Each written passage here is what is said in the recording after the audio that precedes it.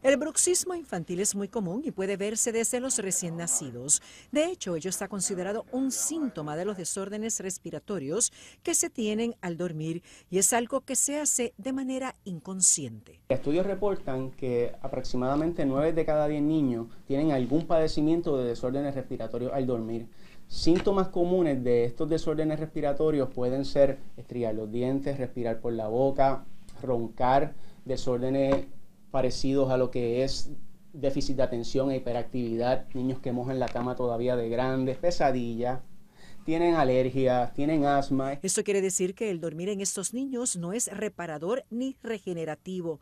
Muchos de los pequeños podrían a la larga desarrollar apnea del sueño. O si no, van a ser niños que muy probablemente la desarrollen cuando sean adultos. La apnea del sueño no es una condición que se desarrolla de un día para otro, es una condición que muchas veces empieza desde la niñez con una vía respiratoria pequeña, una vía respiratoria restringida. El bruxismo puede causar dolor de cabeza, dolor de la quijada, sensibilidad de los dientes al calor, frío o el cepillado, inflamación de las encías y desgaste de los dientes, entre otros. Ahora existe un tratamiento único en Puerto Rico para atender a la edad pediátrica que no solo corrige, sino que elimina el problema.